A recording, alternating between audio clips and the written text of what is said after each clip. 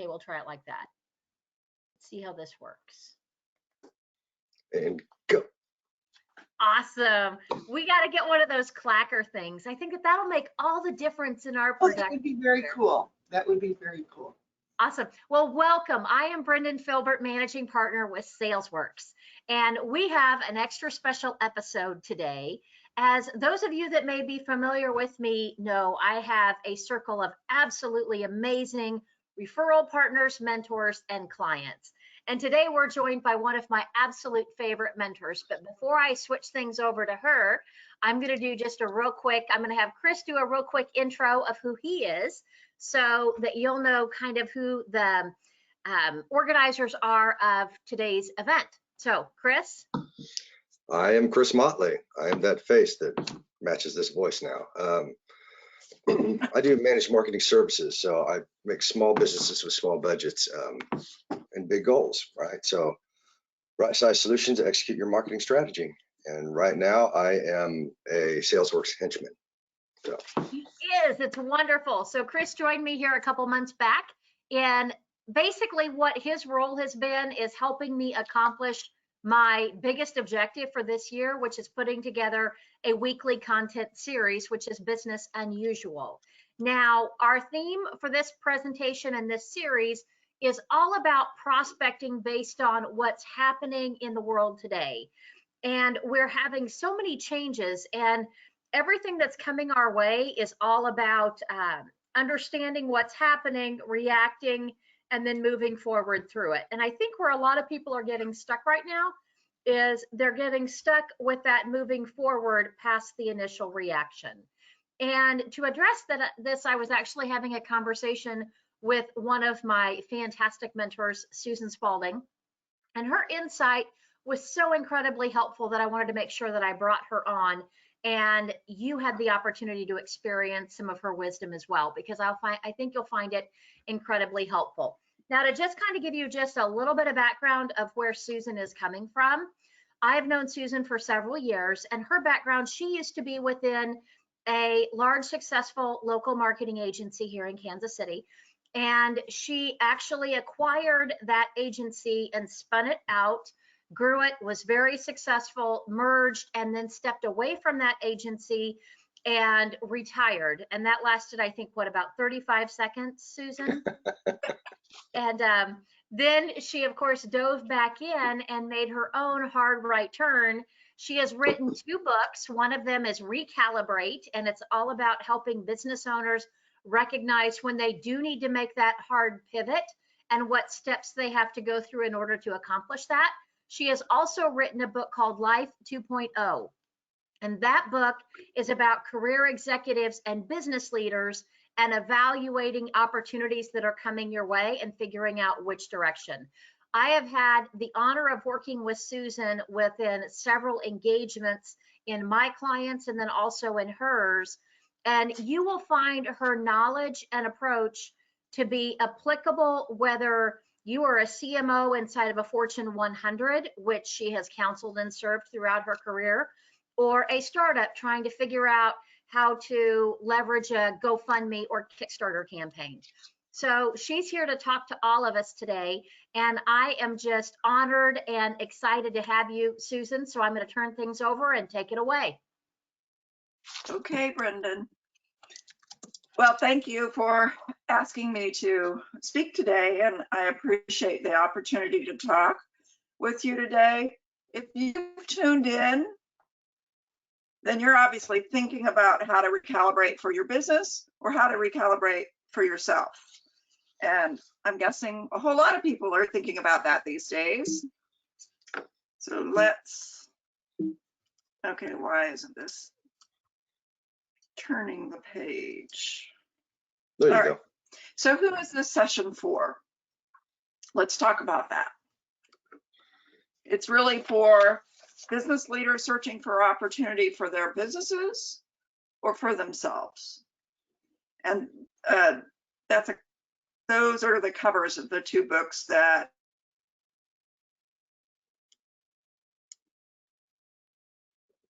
are guides today.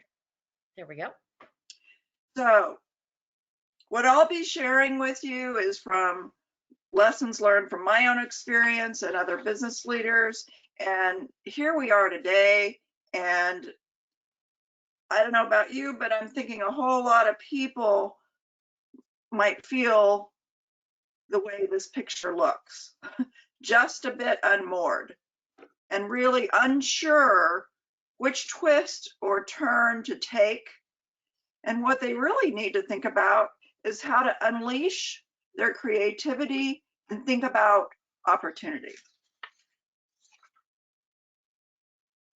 So today, we're going to talk about defining new opportunities for the business. We're going to talk about navigating a life transition, and we're going to talk about planning for the unusual, whether it's for your business or for yourself. So I don't know about you, but I'm guessing you have a question or two or three about how to pivot and what to do. So where to begin? We're going to begin first by talking about from a business perspective.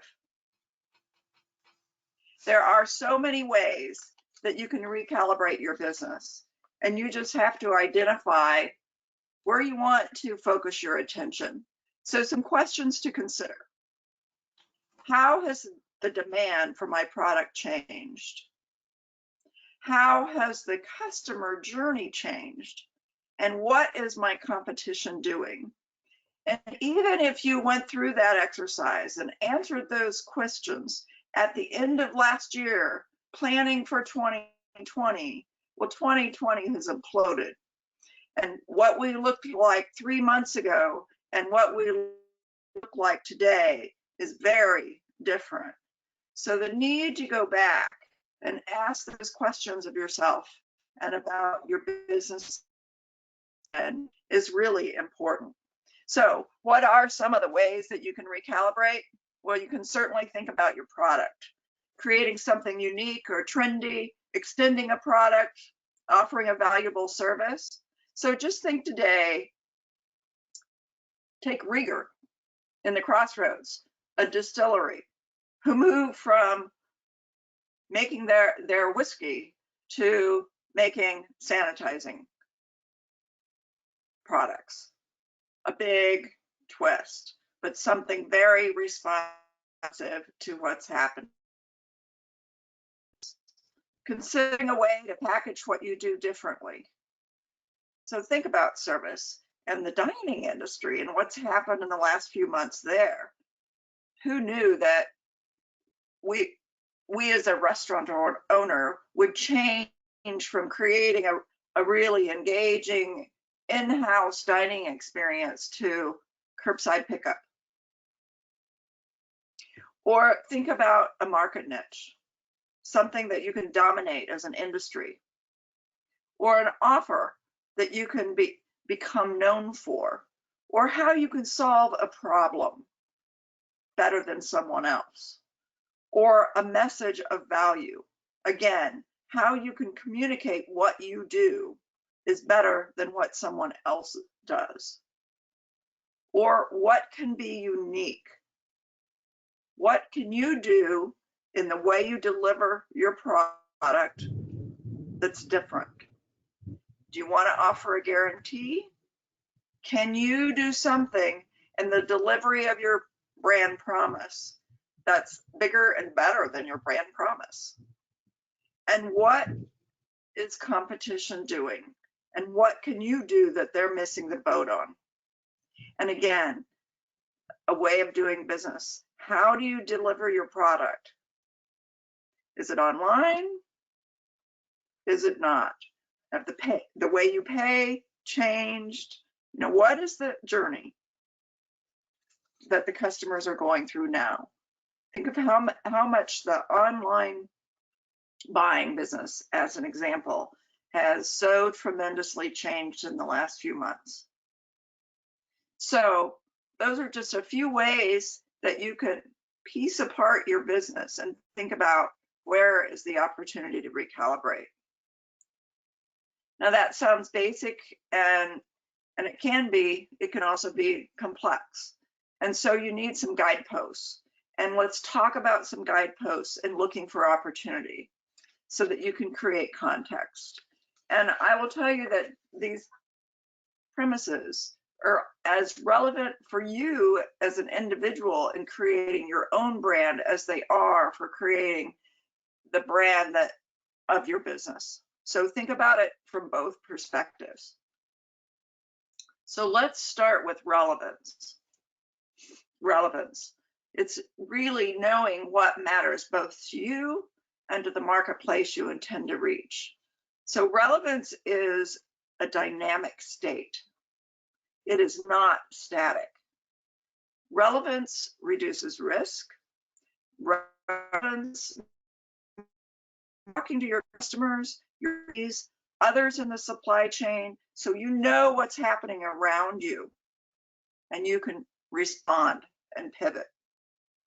So when faced with relevance today, I'm just thinking about a startup that Brendan mentioned earlier. I do a lot of mentoring of startups. This woman had an events-based organization, and she had to quickly transition to a shelter-in-place, do-it-yourself product offering. So what happened?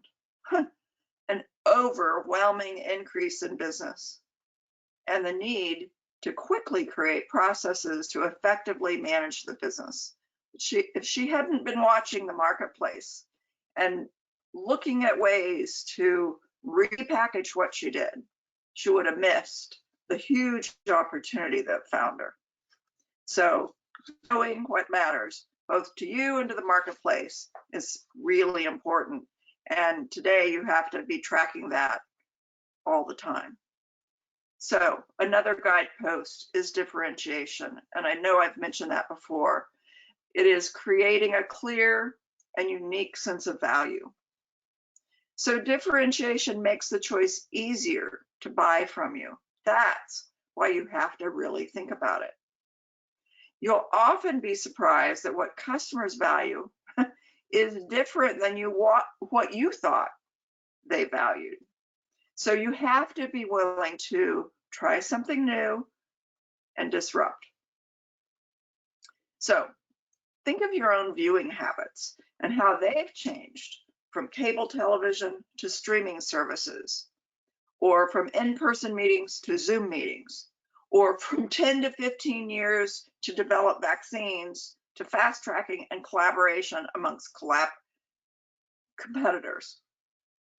So there's just so many ways to see how that customer journey changes and where you can fit in and create a clear and unique sense of value.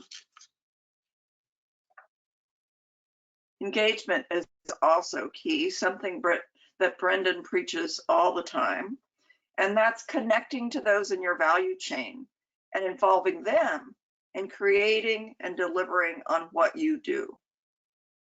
So engagement is really the emotional click when a connection that matters is made. It's more important today than ever before. So how to ensure that everyone is drinking the Kool-Aid you want them to drink and is actively searching for new opportunities. That's really what engagement is about. So a couple of examples.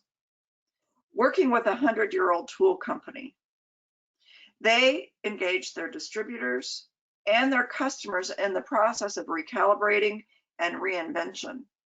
And by doing so, they actually developed a new line of tools that revolutionized the HVAC category.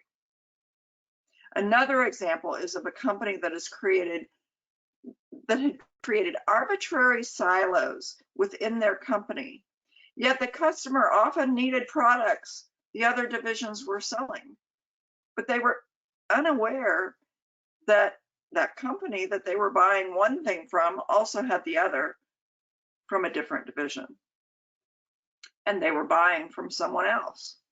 So once this company understood it and broke down those silos, there was exponential growth. So one more example. This is an ingredient company who worked with bakers, and each one had a slightly different formula they wanted to use. So over time, the number of products in their product line exploded. Yet they were only selling a few of these and a few of these, and nothing in great volume. So it had become very unwieldy and not nearly as profitable as they wanted to. So what happened? They thought the level of customization was their point of differentiation, but they hadn't engaged their customer in quite a while. And what they learned, it wasn't relevant anymore, and it wasn't a unique value. And what the customers valued was not customization or lower pricing, but engagement in the innovation process and in problem resolution. So big differences that resulted in big upticks in revenue and opportunity. So one more guidepost that I'm going to talk about, and that's expression. Finding and delivering the essence of a clear and compelling story. So it is all about, why does your company and product matter now? How is your problem solution different? And how will your solution make things better for your customer? A person who owned a business insurance brokerage shared with me that his success was that he was more interested in helping his customers write their stories than telling his story, which frankly became his story. Another example is of a banker who shared her story.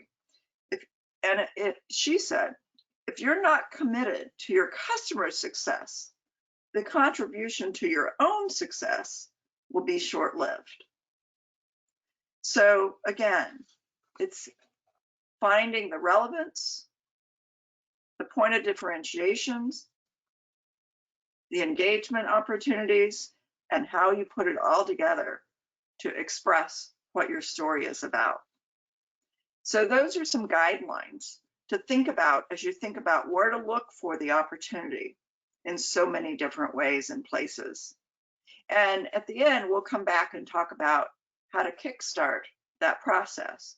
Before I move on, or before we get to that, let's talk about how to think about ourselves in transition and how to recalibrate what we're doing. So where do we begin? Where do we identify how to recalibrate for life 2.0? So some key questions to think about as you think about yourself. What's your personal equity?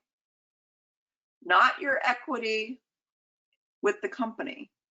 And so often for people, you become part of the brand and you're consumed by it, and that's a really wonderful thing.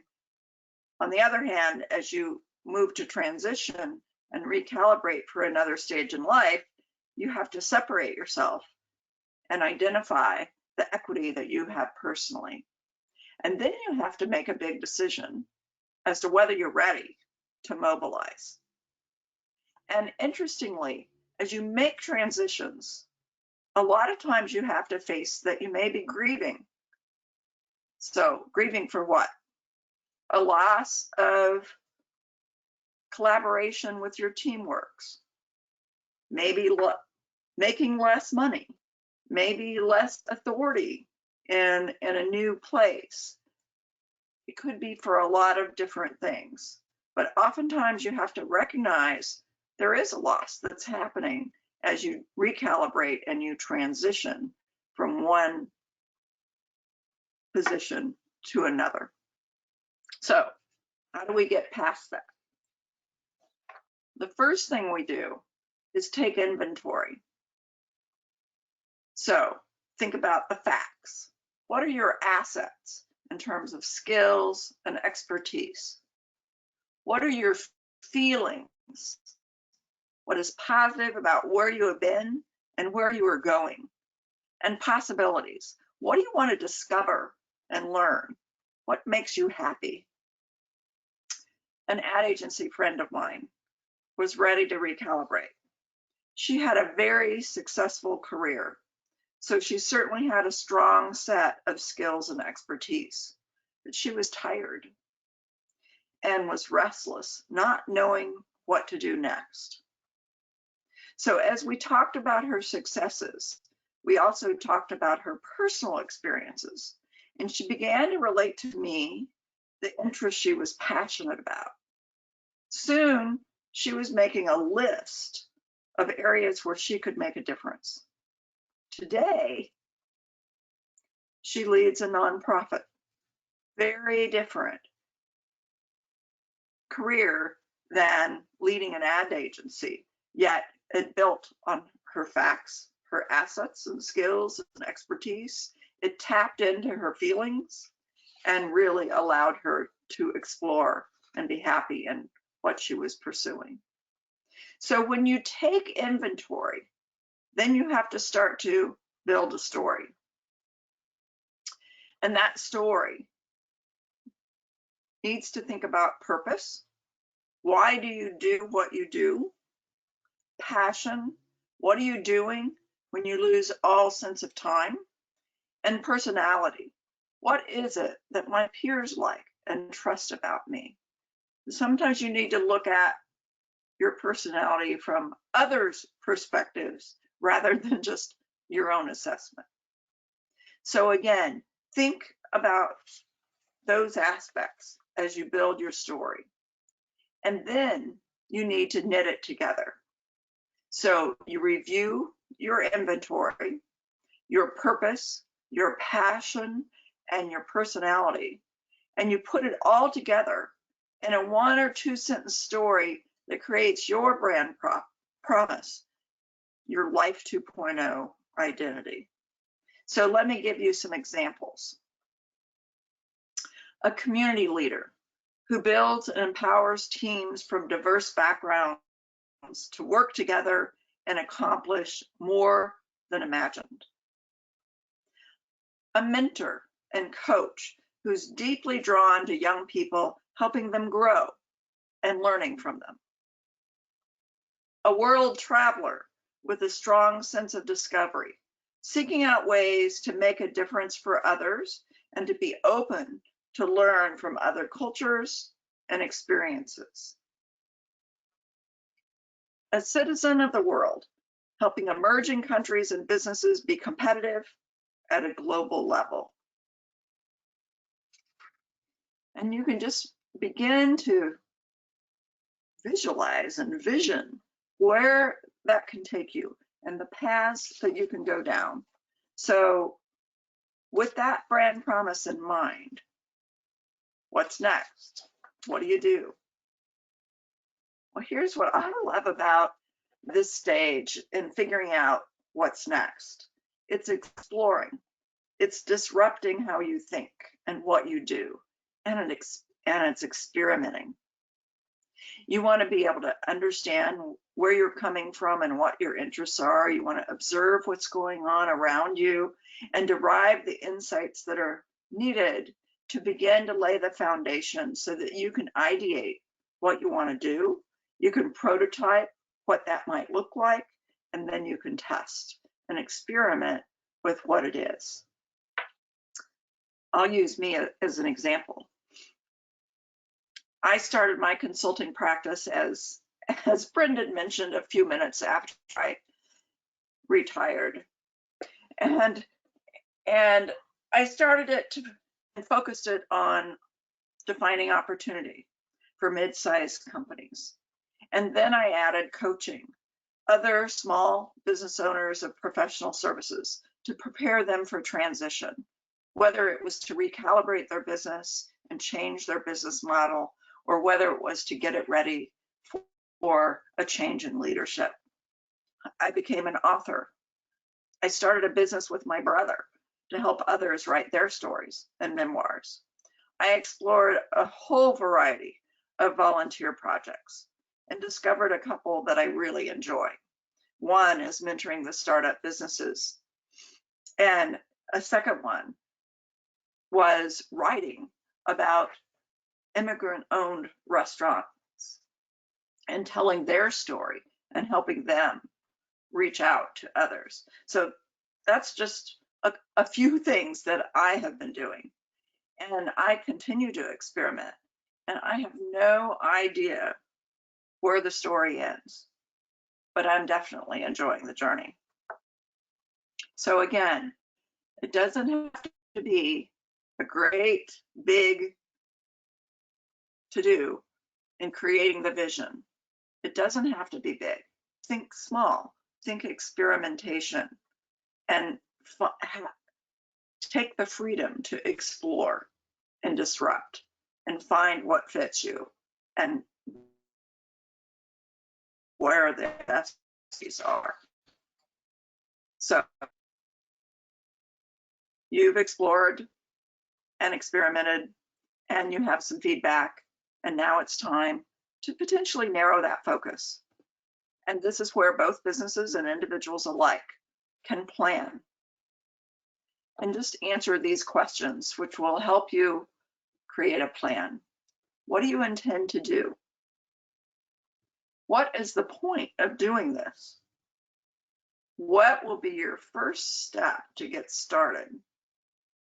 What connections and resources will you need to do what you want to do? And when will you have completed what you want to do? And of course, how will you measure your success? And then remember that you need to evaluate your plan.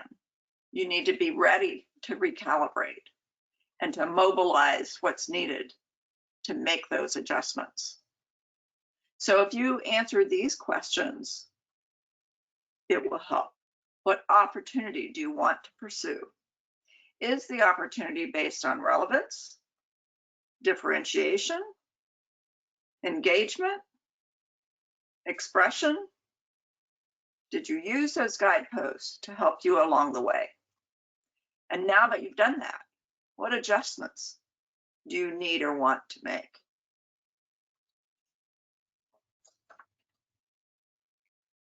So those are some guideposts and some learnings and some ideas of how to recalibrate for your business and how to recalibrate for yourself and look for opportunities. And what I would suggest is starting with some homework. And just think about, where is your energy? Where do you tap in and lose sense of all time? Where is your passion? And think about these questions as you think about the ideas of where you want to go and what you want to do. Wait, what? I wonder, couldn't we at least, how can I help? And what truly matters? And as you begin to build those kinds of questions and answers into your thinking and in your conversations with others, then where your energy is will start to emerge more clearly and more quickly. So that is an overview of what I wanted to share with you today.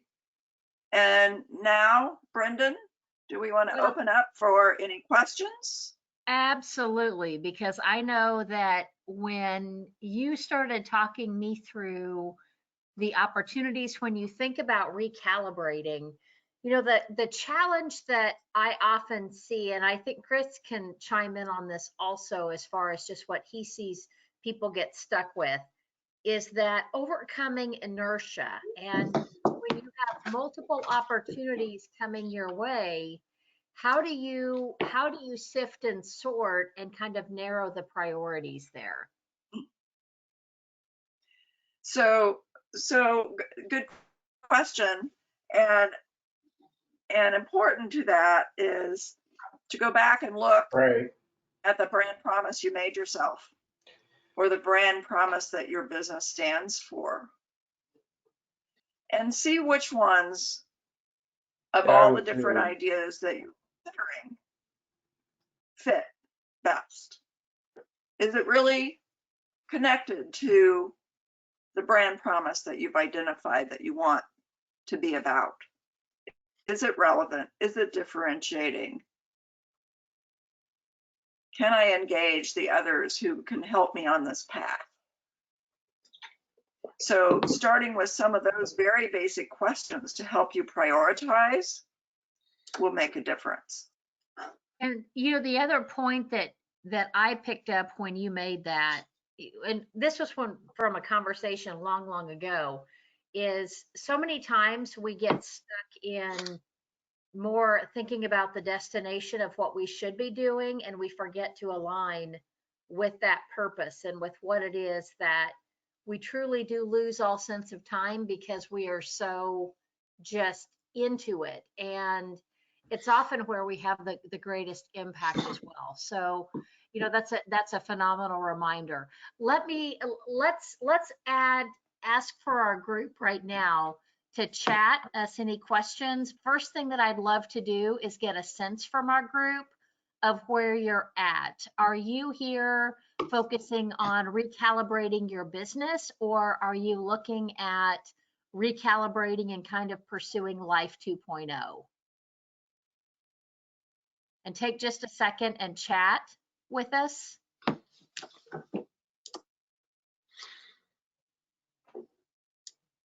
So that we can hear from the group.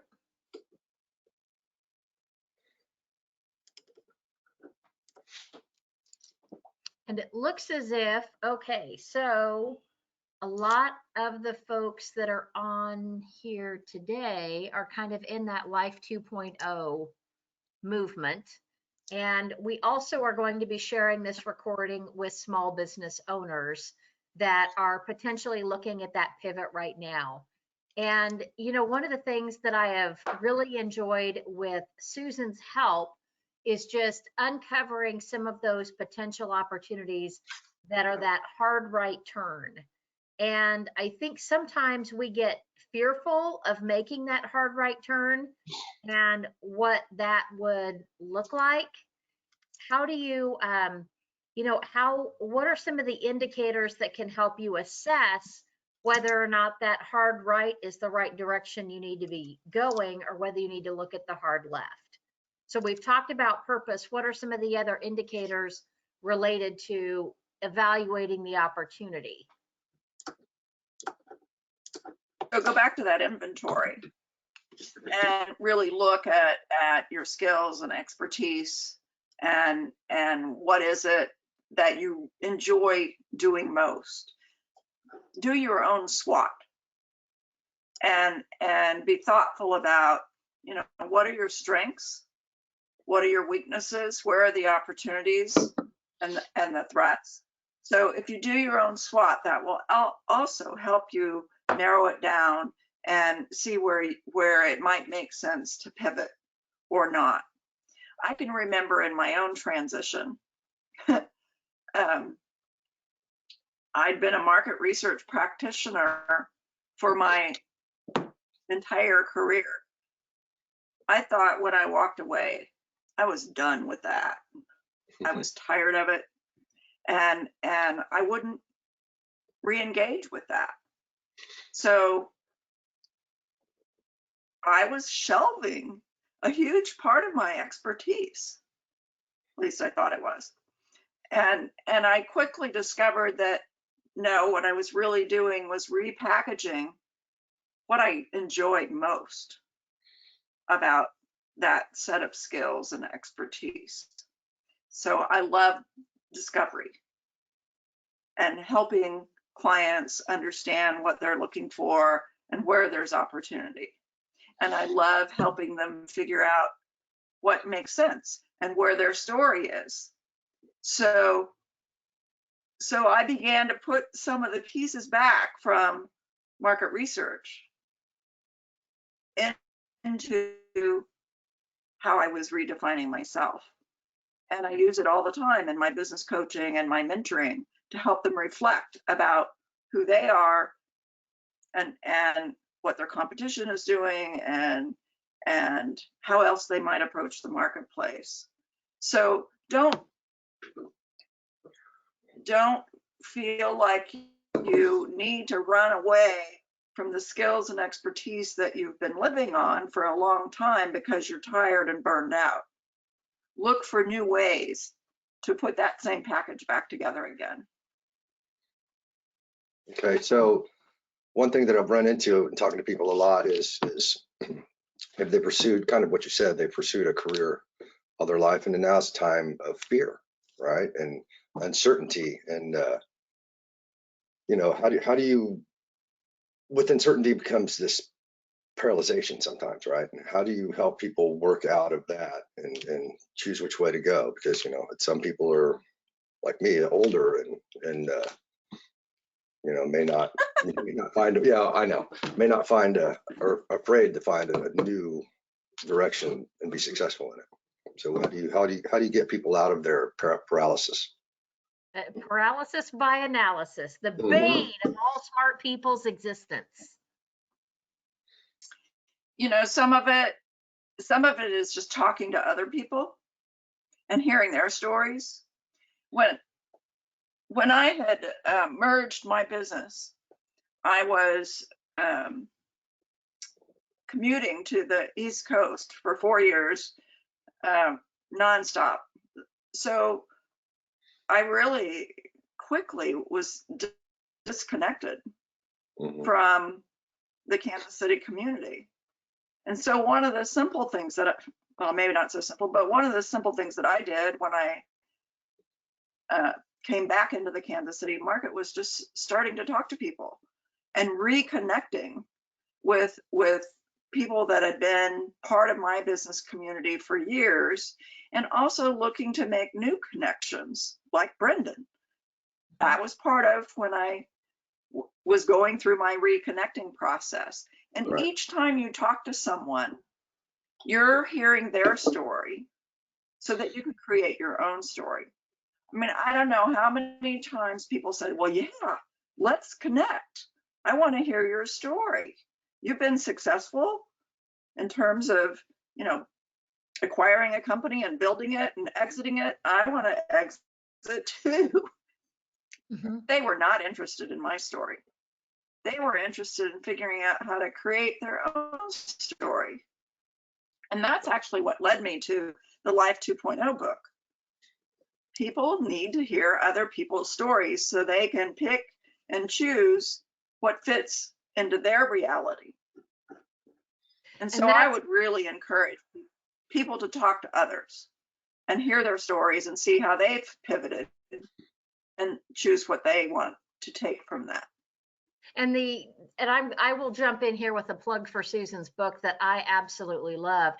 What Susan does a masterful job of is walking through, there's 7 or 8 different alternative paths that careers can take that are outlined through Life 2.0.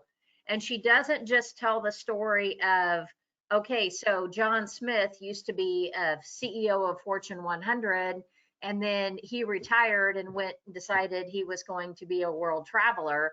What she did is she walked through how John evaluated all of the options that were available in front of him, tested and figured out which one he wanted to try.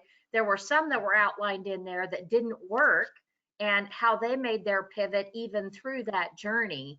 So it's a phenomenal book. I got a lot out of it. And you know, the thing that I found that was really helpful through the book is you can discover that same information, but the more you think about what information you want to discover. So in other words, if you go into a meeting thinking about, I just want to learn Susan's story, you aren't going to glean as much from Susan as if you go back and look at her path and identify, okay, these are the parallels between Susan's journey and my own.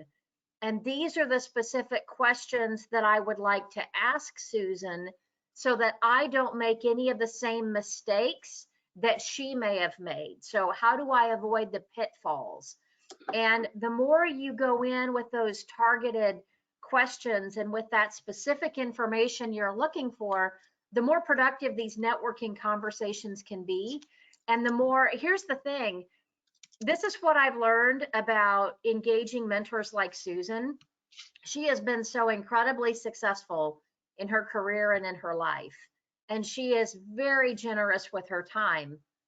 While at the flip side, she was going to remain engaged with people that are doing something interesting and exciting and that she can recognize where she contributes.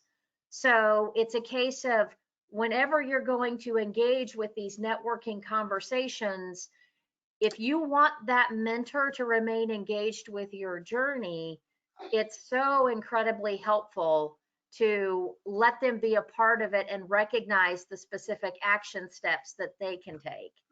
And I know, and one thing that I would actually love to hear from Susan is, how do you pick which of these opportunities that you are going to mentor now based on where you're at in your life and in your career?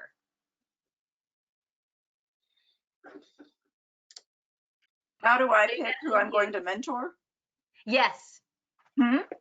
Where do you invest your time now and how do you pick?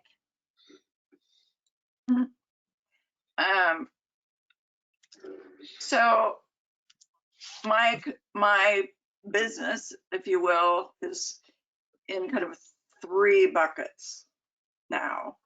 I still do some traditional consulting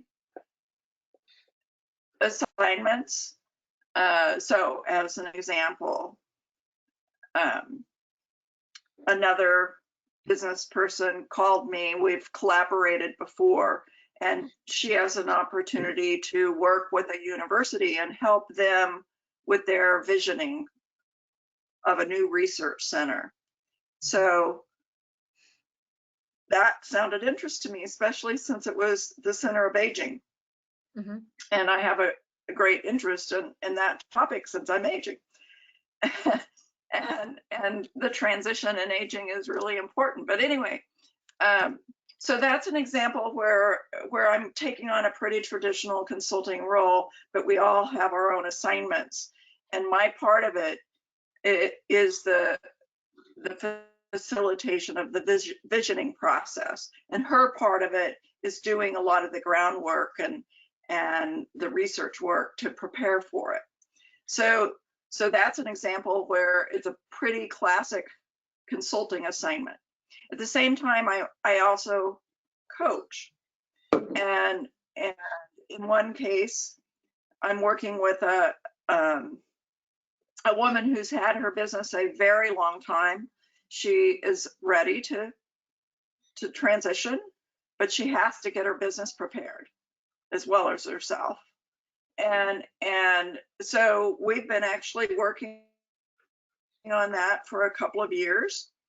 And lately, during this period of time, she's actually looking at some foundational kinds of things to her business.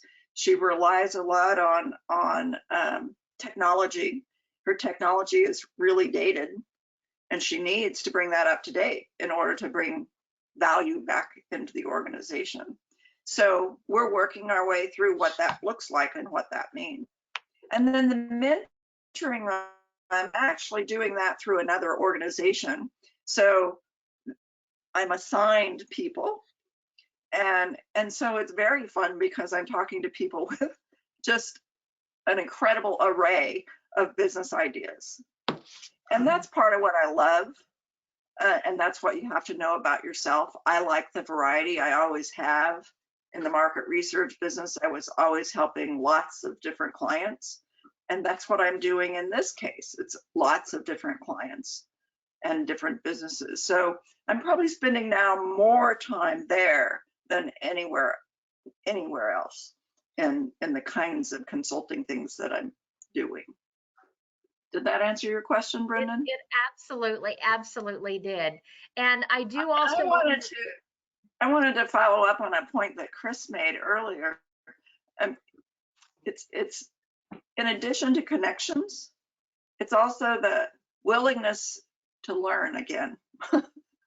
You know, you may be at the top of your career, so you know a lot of stuff. But going out on your own, if you've been, for example, a CEO of a very corporate-like structure, and now you're out on your own without any of that infrastructure to support you, you have to be ready to be humbled and to jump in and do some things that you hadn't done before. One of the people I interviewed for the book, it's interesting because it's now been a few years to know what they're now doing. So I'm thinking of one who'd been at a very high level CEO position, had merged his organization numerous times, and frankly moved himself out through those mergers. And all of a sudden he was on his own. So he put up his consulting shingle. Didn't know the first thing about consulting as a one-man band, but it was so impressive because he was ready to mobilize. He went and went to as many tutorials as he could find as an example on how to be a good LinkedIn connector, and use that to leverage his brand and let people know he was out there and ready. Now, he did that successfully for a couple of years, but realized that the corporate world was still calling him, and he's actually back in the corporate world. So Right. the moral of this story is that whatever you decide to do doesn't have to be forever. Right. You can experiment and learn and keep learning, so that you're open to what's out there and what you can apply your expertise to. Okay, Brendan, you had another comment. Well, I just wanted to make sure that I let everybody know Chris was gracious enough to share the links for Susan's books, Recalibrate and also Life 2.0. So those are located in the chat bar. I recommend go buy the books. They're absolutely amazing. You'll get a lot of great information out of them. The thing that I love about Susan is she does not talk about here's the concept without giving the think about this. Now here's how you go evaluate it for you or for your business or for your team. So her knowledge is incredibly practical. And like I said, whether or not you're directing a Fortune 100 or you are leading a $200 million company, or it's you and your spouse that are driving the ship, she's going to give you great insight that will help you make the most of that journey.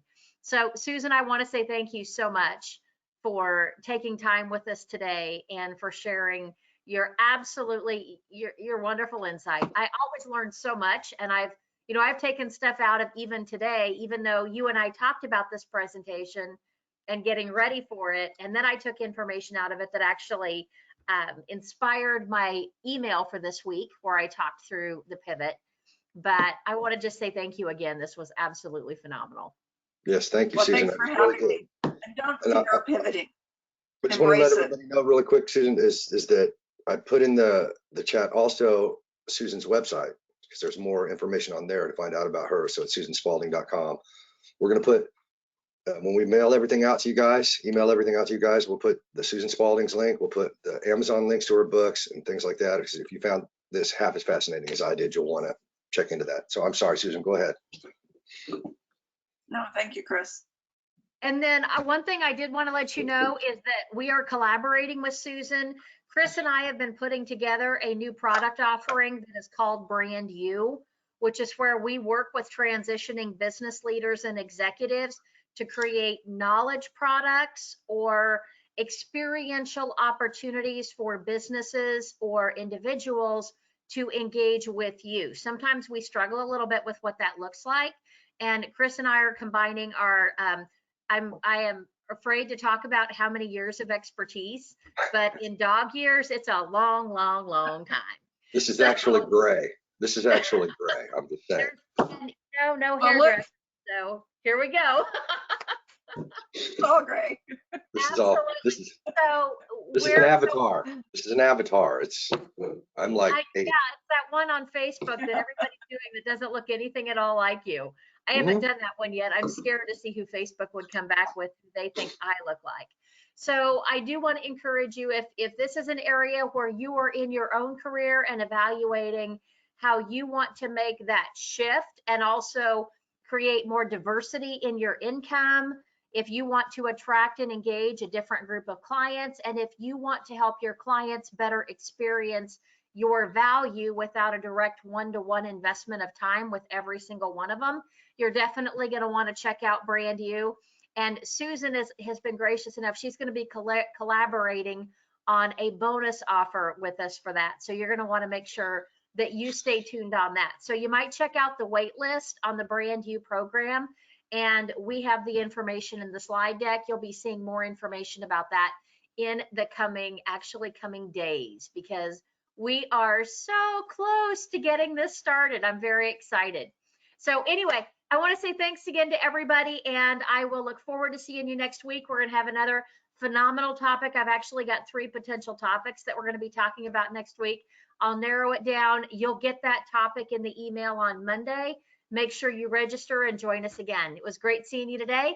Have a phenomenal weekend, everybody. And remember, to get what you want, you got to help others get what they want. Have a great day, and I wish you good selling. Take care.